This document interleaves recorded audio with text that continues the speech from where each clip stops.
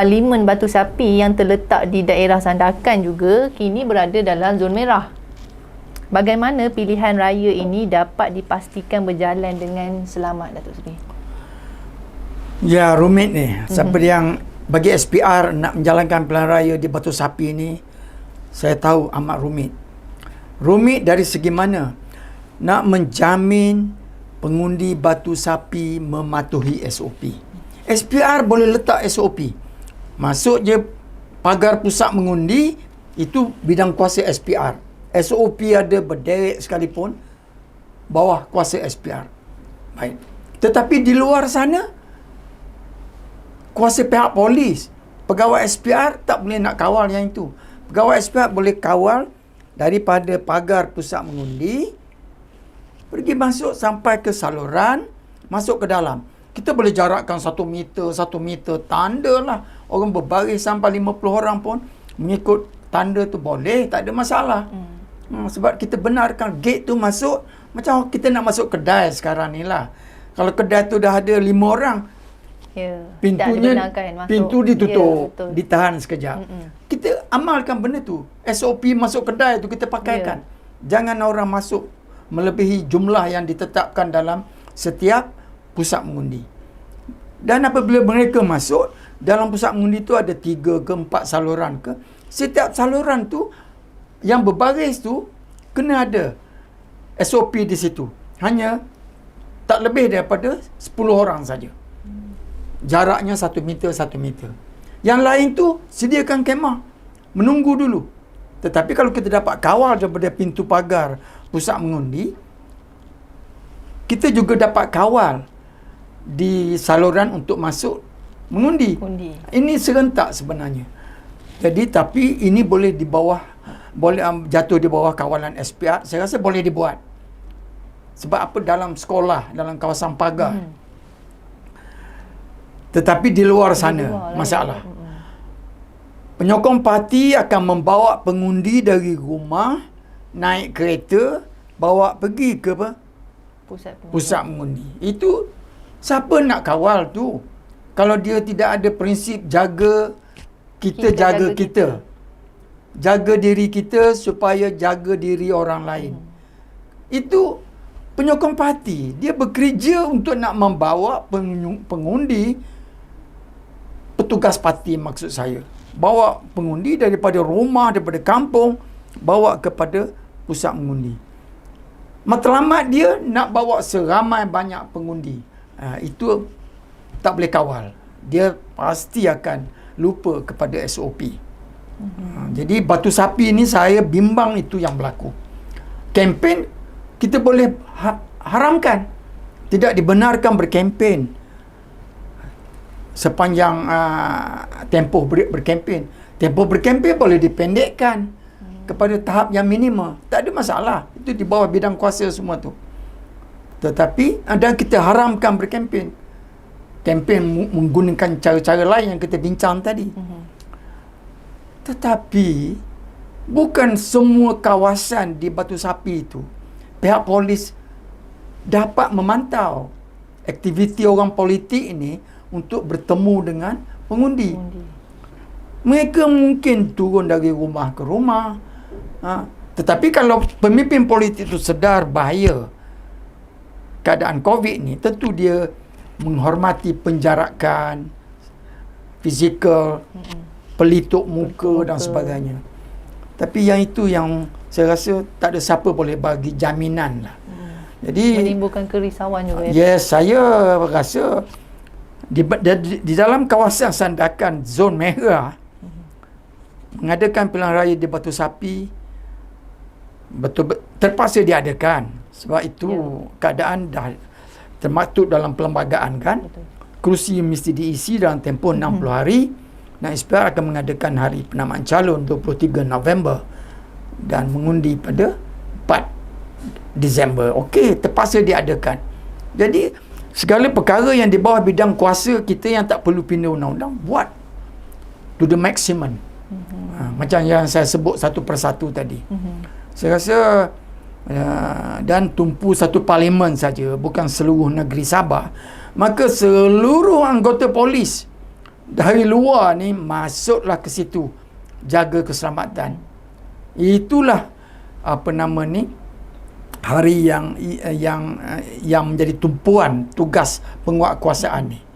Dan kalaulah nak buat juga macam cadangan saya tadi, iaitu jarakkan hari, buat 2 hari.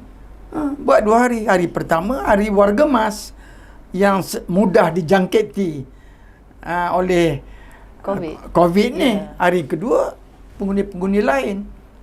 Jadi itu boleh dibuat. Sebab apa? Satu parlimen saja.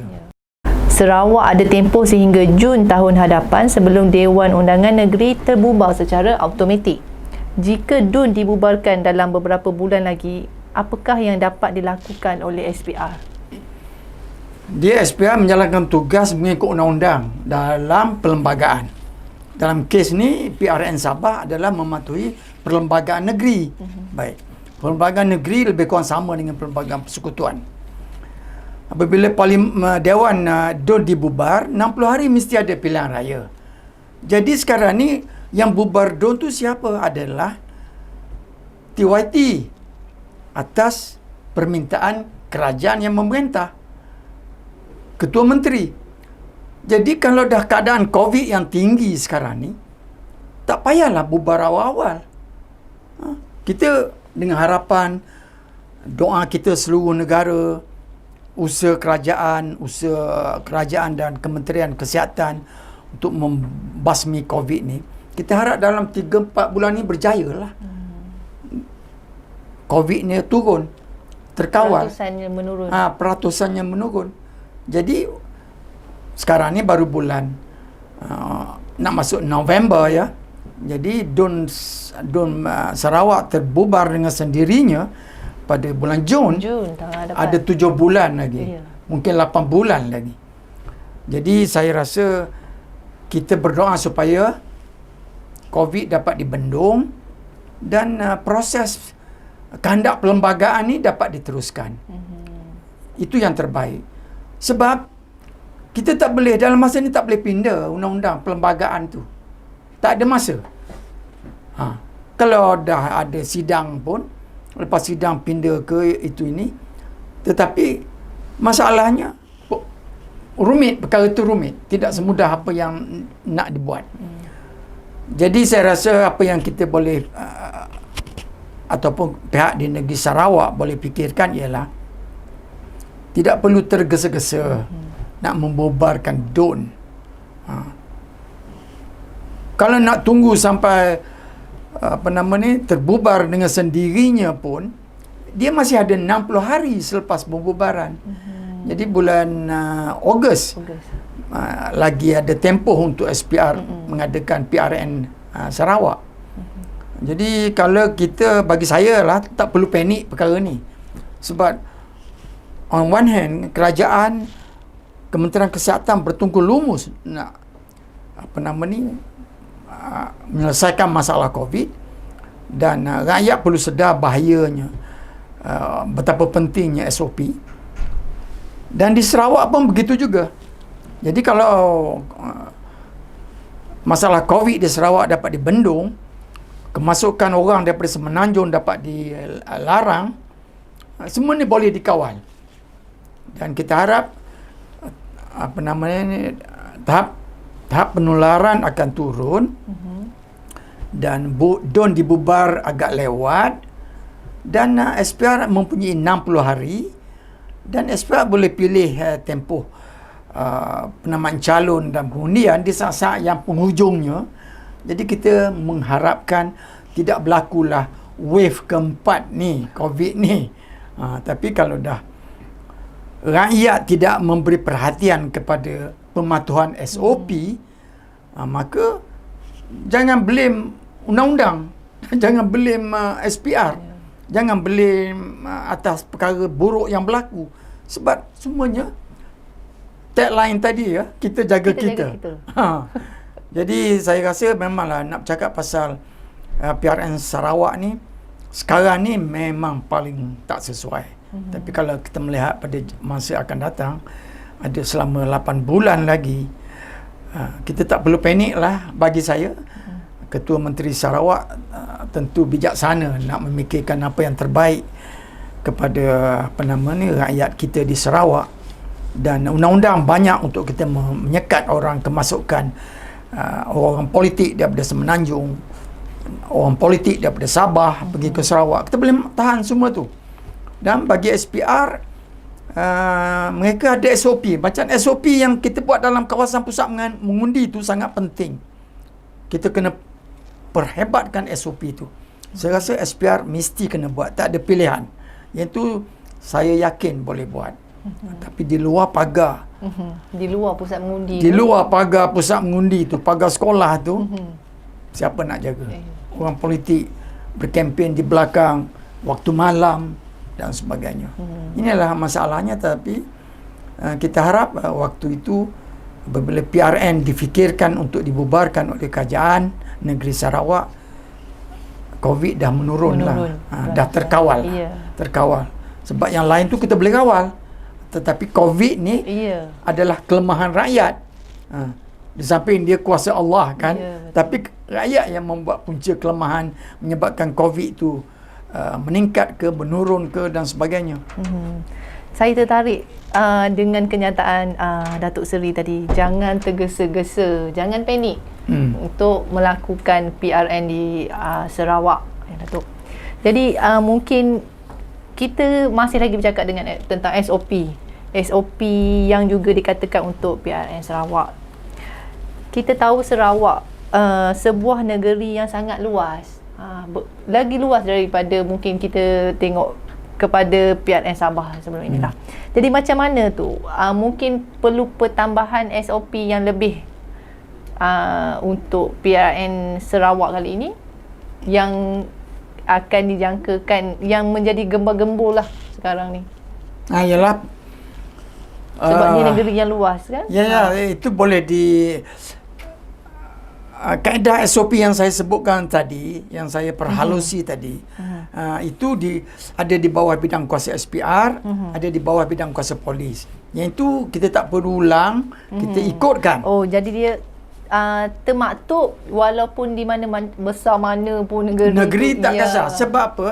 Kita punya sistem pilihan raya ni, pengundian ni, dia apabila dia ada tempoh berkempen.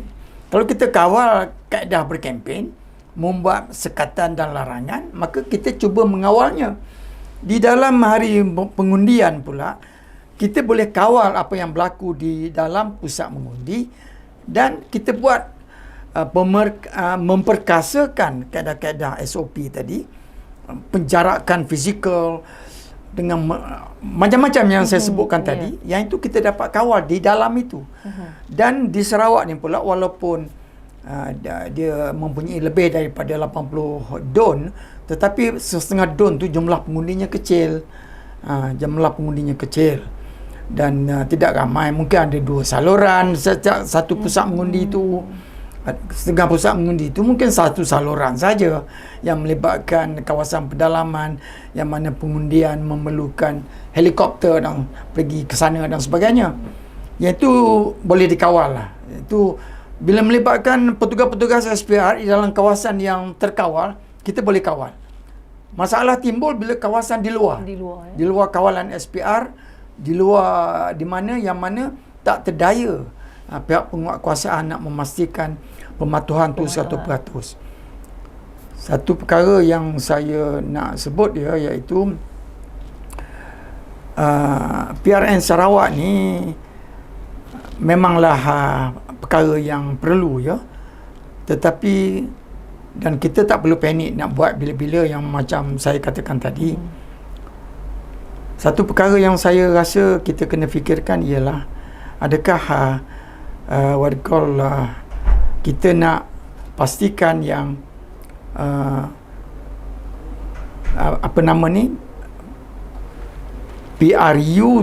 PRN tu perlu ke kita buat berasingan? Itu yang saya nak fikirkan.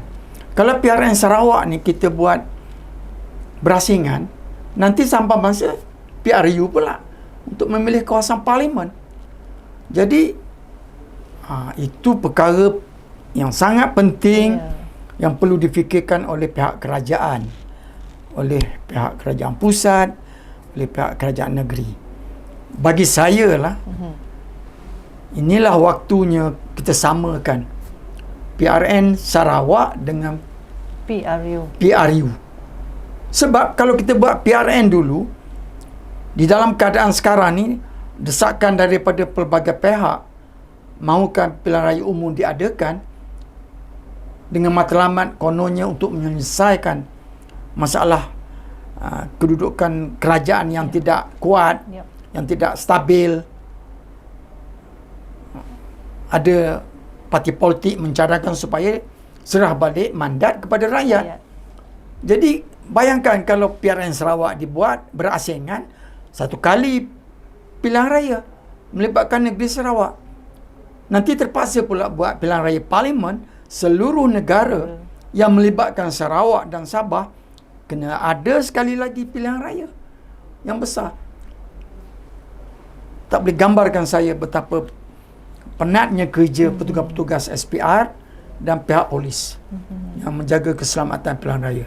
Jadi option yang terbaik bagi saya adalah untuk pemimpin-pemimpin politik fikir sedalam-dalamnya, buruk baik mengadakan pilihan raya sekaligus PRU untuk parlimen seluruh negara dan untuk DUN seluruh negara, termasuk Sarawak.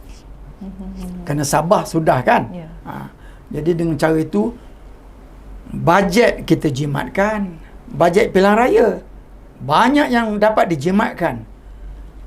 Petugas tak bekerja dua kali, SPR polis tidak bekerja dua kali. Jadi dan kita dapat siapkan sekaligus kehendak perlembagaan ni. Ini adalah kehendak perlembagaan memberi mandat balik kuasa kepada rakyat untuk memilih kerajaan bagi memastikan kestabilan negara. Okey, kita buat. Tapi optionnya ada. Itu yang saya rasa yang patut diberi perhatian yang serius kepada pucuk pimpinan negara sekarang. Mungkin ada cara dari sudut perundangan ataupun perlembagaan, misalnya kuasa SPR menangguhkan sesuatu pilihan raya. Jadi sebab macam kita tahu PRN Sarawak automatik terbubar Jun tahun hadapan. Jadi ada mungkin kuasa daripada SPR menangguhkan sesuatu pilihan raya. Okey, rakyat perlu faham ya. Apabila parlimen dibubarkan, pembubaran parlimen, apabila DUN dibubarkan, pembubaran DUN, perlembagaan akan dikuatkuasakan, kehendak perlembagaan, iaitu daripada tarikh pembubaran dalam tempoh 60 hari SPR mesti mengadakan pilihan raya. Dalam tempoh 60 hari.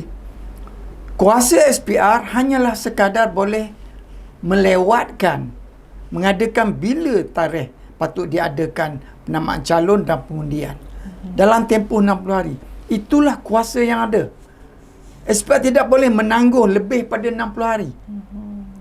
Jadi, betapa pentingnya tarikh pembubaran tu.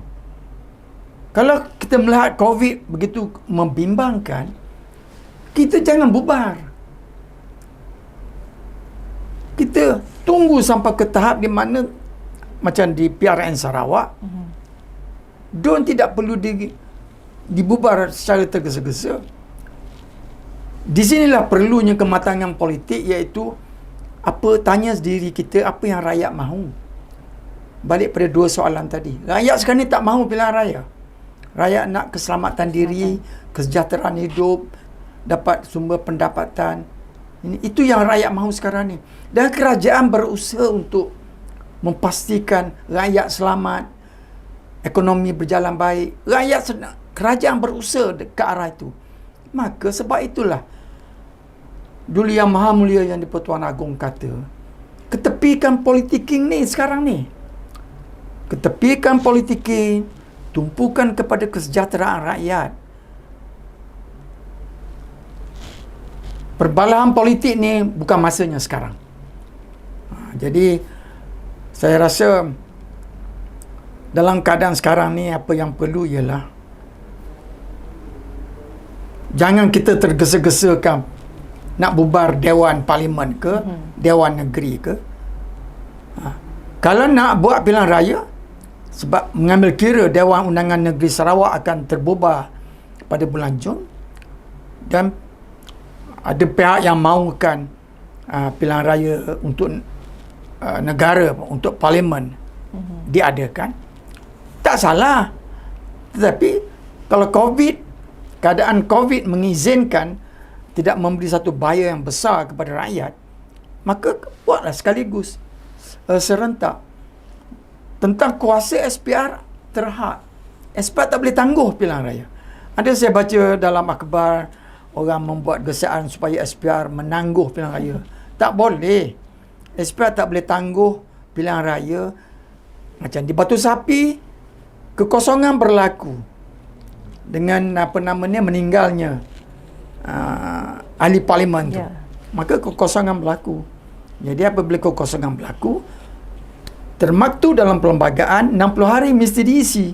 Jadi SPR hanya boleh menangguh, boleh bermain dengan tanggal ni, tarikh saja. Itu saja yang SPR boleh lakukan. Nak lebih pada 60 hari, nak tangguh jadi ke 90 hari ke, tak boleh. Jadi kena faham kehendak perlembagaan ni. Peruntukan perlembagaan ni dah menetapkan begitu.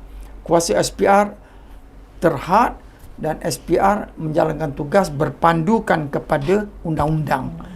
Dan undang-undang yang paling utama sekali yang mengawal pilihan raya ni adalah perlembagaan. Jadi jika ditakdirkanlah Datuk Seri, PRU terpaksa juga diadakan dalam tempoh terdekat, pendapat Datuk Seri, SPR bersedia atau tidak?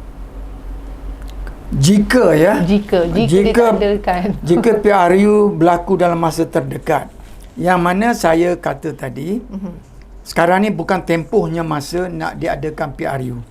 Parti-parti politik pun sedar nasihat daripada Duli Yang Maha Mulia Tuanku. Jadi sekarang ni bukan masa pilihan raya. Jadi bagi saya persoalan akan berlaku pilihan raya terdekat itu hipotesis sajalah. Sebab parti-parti politik sekarang ni sedar dan mereka tahu betapa bahayanya wabak COVID ni. Tetapi apabila masalah COVID telah menurun dan keadaan mengizinkan untuk menyerahkan balik mandat kepada rakyat, dan jika itulah yang difikirkan dapat menyelesaikan masalah kestabilan politik negara, dan negara akan berupaya untuk mendapat sebuah kerajaan yang lebih stabil, maka itu adalah opsi yang terbaik. Jika masalah COVID ni tidak menghalang, tidak memberi satu masalah yang besar kepada kesihatan rakyat di negara kita. Soal SPR bersedia, saya yakin SPR bersedia. Sebab SPR memang begitulah keadaannya. Apabila kita dengar orang-orang politik bercakap pasal pilihan raya, mereka bersedia di belakang tabir. Mereka mengadakan latihan, mengadakan segala persiapan logistik dan sebagainya. Dan SPR bukanlah satu agensi baru yang tidak berpengalaman dalam menjalankan pilihan raya. Selama 14 pilihan raya umum pengalaman SPR, beratus pilihan raya kecil, dan sekarang ni pilihan raya kecil di zaman COVID pun mereka telah ada pengalamannya. PRN Sabah dah ada pengalamannya. Jadi apabila berlaku pilihan raya, apabila keadaan negara mengizinkan, maka petugas-petugas yang sama ni, kebanyakan yang bertugas di pusat-pusat mengundi, guru-guru kita ni, lebih kurang 80% petugas SPR ni terdiri daripada guru-guru. Jadi mereka ni SPR beri tumpuan kepada mereka yang ada pengalaman. guru-guru yang telah pernah dilantik untuk bertugas untuk menjadi petugas SPR. Jadi soalnya mereka hanya diberi latihan refreshing training saja. Kalau berlaku perkara tu. Jadi tempohnya panjang. Lepas pembubaran ada 60 hari. Jadi setiap training yang SPR lakukan adalah serentak di seluruh negara. Jadi kita ada pejabat pilihan raya negeri di seluruh negara untuk mengatur apa-apa latihan, mengatur apa-apa tindakan, program di peringkat negeri masing-masing. Jadi tak ada masalah sebenarnya. Dia akan berlaku serentak.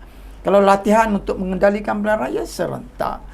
Kalau nak melantik petugas-petugas, terdiri daripada golongan petugas yang sama, yang pernah berpengalaman buat pilihan raya. Dan saya percaya SPR telah bersedia dari segi segala program kerja untuk menghadapi cabaran ni lah. Dan saya rasa saya tak bimbang dari segi keupayaan SPR. Saya tak bimbang. Saya cuma bimbang keselamatan nyawa dan sikap rakyat kita ni. Adakah tidak memberi perhatian kepada segala arahan-arahan pematuhan SOP.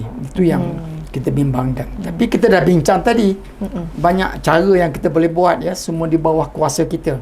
Di bawah kuasa polis, di bawah kuasa SPR. Itu kita tak bimbang. Tapi sikap rakyat lah.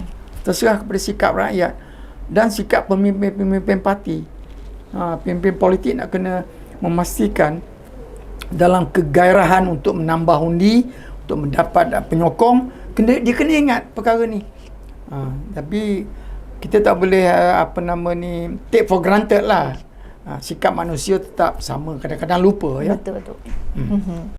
Jadi saya memetik satu kenyataan Mufti Perlis baru-baru ini, mencadangkan pilihan raya umum diadakan segera untuk selesaikan politik negara lah, tetapi pemimpin politik atau calon perlu dilarang berkempen secara fizikal, hanya diadakan melalui media sosial. Boleh ke ini berlaku, Datuk Seri? Ialah kalau keadaan yang normal, nak menyelesaikan masalah kemeluk politik sekarang, baguslah apa yang dicadangkan oleh Mufti itu. Serah balik mandat kuasa kepada rakyat. Tapi sekarang ni keadaan yang tidak normal. Serangan wabak COVID-19 ni begitu berbahaya sekali. Jadi mengadakan pilihan raya adalah keadaan perkara yang sangat tidak sesuai. Kita betul-betul mendedahkan rakyat kepada situasi yang dalam bahaya. Dan kita telah melihat apa yang berlaku akibat daripada PRN Sabah. Jadi kita ambil iktibar daripada situlah.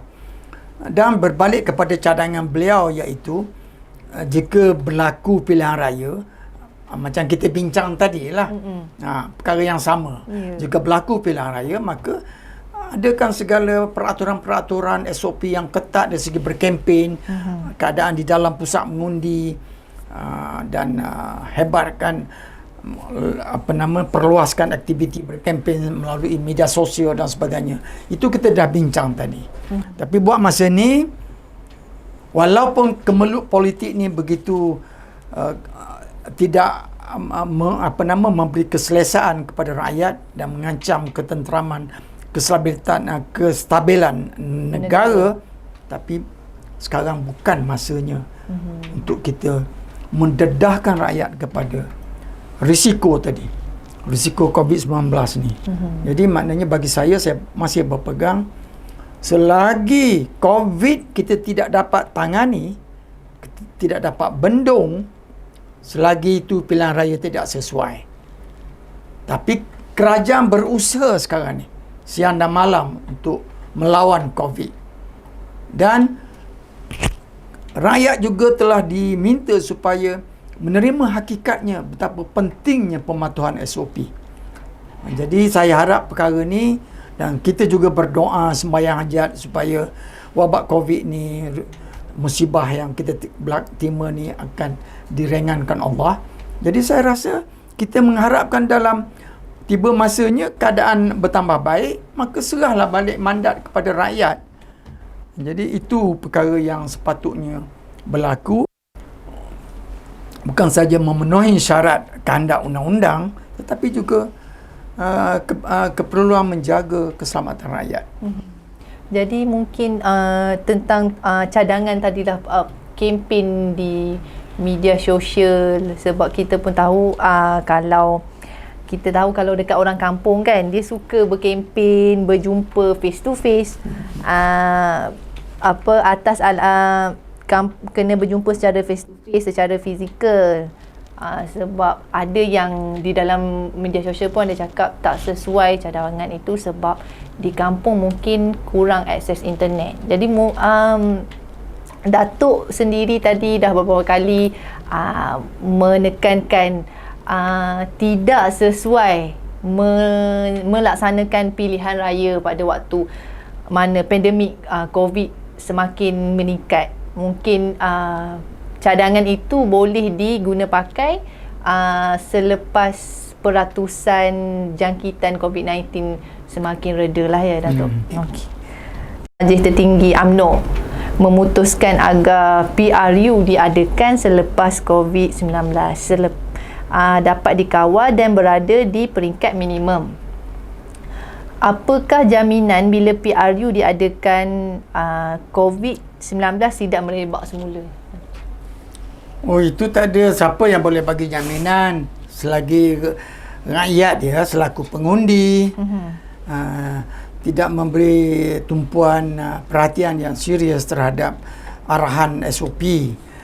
Sebenarnya kalau kita patuh kepada SOP, sebenarnya perkara ni dapat dibendung. Macamlah kita pergi ke supermarket kan, bukan supermarket tutup, bukan rakyat tak pergi ke kedai-kedai supermarket ni. Rakyat pergi tapi pematuhan SOP tu dipatuhi. Sebab apa? Penguatkuasaan di dalam supermarket oleh pihak majikan ataupun pihak manajemen supermarket tu begitu rapi sekali. Tidak dibenarkan orang masuk tanpa melepasi semakan temperature, suhu badan dan sebagainya. Tidak memakai pelitup muka, sanitizer tangan dan sebagainya. Itu semua boleh dibuat. Begitu juga kalau kita bercakap tadi nak masuk kedai kan. Kedai tidak akan benarkan orang masuk ramai dalam kedai. Itu semua boleh dihalang. Jadi saya rasa kalau kita dapat menjaminkan penguatkuasaan SOP itu dapat kita buat oleh pihak polis ya di luar sana, dan saya di dalam pusat mengundi ini saya yakin polis dan SPR dapat menjaga. Kalau ini dapat kita yakin, maka jaminan tu bolehlah pilihan raya boleh diadakan dengan syarat degree penularan tu menurun ke satu tahap yang minima. Jadi soalnya minima tu berapa? Yeah. Adakah hariannya 1 digit? Peningkatan kes baru 1 digit itu minima. Kalau itu saya rasa, dan keadaan negara sangat memerlukan mandat diserah balik kepada rakyat, dan COVID pun dapat dikawal, rakyat pun sedar betapa pentingnya pematuhan, maka bolehlah buat pilihan raya kalau dapat menyelesaikan masalah kestabilan negara sekarang. Sebab kestabilan negara ni sangat penting. Sekarang ni kerajaan sekarang berusaha untuk memastikan belanjawan 2021 ni lulus. Tanpa belanjawan diluluskan, negara terumah ambing. Kewangan untuk meneruskan perjuangan melawan COVID ni memerlukan satu belanjawan, peruntukan. Jadi semua ini saya tak boleh gambarkan kalau belanjawan nanti tidak diluluskan. Dari mana kerajaan dapatkan sumber keuangan peruntukan untuk memastikan barisan hadapan kita ni yang bertungkus lumus untuk membendung COVID, Kementerian Kesihatan untuk melawan penyakit ni, kalau tak ada peruntukan, saya tak boleh gambarkan. Dan benda ni mesti diluluskan di Parlimen. Jadi kita berdoalah supaya semua parti-parti politik sedar betapa pentingnya membuat keputusan demi untuk kebaikan rakyat, bukan demi politik. Sekarang ni bukan untuk permainan politik. Perbalan politik ketepikan. Untuk kebaikan rakyat dan kesejahteraan negara. Pilihan raya boleh berlaku bila-bila masa, tak ada masalah. Apabila berlaku pilihan raya itself itu adalah perebutan kuasa. Dia akan berlaku, tak ada masalah. Kata orang, it's a matter of dekat ataupun lambat. Jadi jangan kita gadaikan keselamatan rakyat dalam keadaan sekarang. Jadi okeylah kalau apa nama ni, tiba masanya tahap yang minima, maka serah balik mandat kepada rakyat. Rakyat puas hati. Rakyat banyak yang bercakap ya. Saya baca dalam media sosial, dalam perbincangan NGO tu, semua kata kalau dah masalah sangat, serah balik mandat kepada rakyat. Dan parti-parti politik pun mahu begitu. Lebih baik serah mandat kepada rakyat melalui suatu proses pilihan raya yang aman dan terkawal, daripada berusaha menjatuhkan kerajaan dengan cara yang di luar pilihan raya. Undi tak percaya dan sebagainya. Yang ini tidak bagus. Sebab apa? Kerajaan yang ada tu bagi peluang untuk menyelesaikan masalah. Mana kerajaan yang datang pun pada ketika ini menghadapi masalah yang sama. Dapatkah kita yakin mana-mana siapa yang jadi Perdana Menteri, siapa yang menjadi kerajaan dapat menyelesaikan masalah dalam masa seminggu dan masa sebulan? Tak akan berlaku. Datang kerajaan baru, Perdana Menteri baru, tubuh kabinet, dasar baru, lantik segala ini, lagi messy, lagilah tidak menentu. Saya rasa kita sokong usaha kerajaan yang ada sekarang untuk menyelamatkan nyawa rakyat, menyelesaikan masalah negara. Sampai masanya bila COVID dapat dikawal, adakan pilihan raya. Bagi rakyat yang menentukan. Tidak perlu bawa undi tak percaya ke parlimen dan sebagainya. Ini adalah perkara yang merugikan masa dan tidak menghormati masalah yang kita hadapi sekarang ni. Sukar untuk memberi keyakinan, menjamin keselamatan pilihan raya ni akan dapat dikawal dengan baik. Jadi dalam masa pandemik ni bukan masanya untuk kita mendedahkan rakyat kepada risiko yang begitu berbahaya. Jadi maka pilihan raya umum ataupun pilihan raya negeri Sarawak adalah satu perkara yang tidak perlu difikirkan buat masa ini. Dan tidak ada, macam saya cakap tadi, tak ada perlu nak dipanikkan perkara ni. Tapi bila keadaan mengizinkan, kita buat je lah. Bagus serah balik kuasa kepada rakyat ni. Rakyat puas hati, orang politik puas hati, pemerhati luar negara pun puas hati, semua orang puas hati. Tetapi kita jangan terburu-buru disebabkan kerana perasaan politik kita. Okay, terima kasih Datuk, penerangan yang cukup jelas dalam tajuk kita hari ini. Terima kasih. Okay, baik, kita sudah dengar jawapan dan penerangan konkret berkaitan tajuk kita hari ini daripada Datuk Seri Wan Ahmad Wan Omar.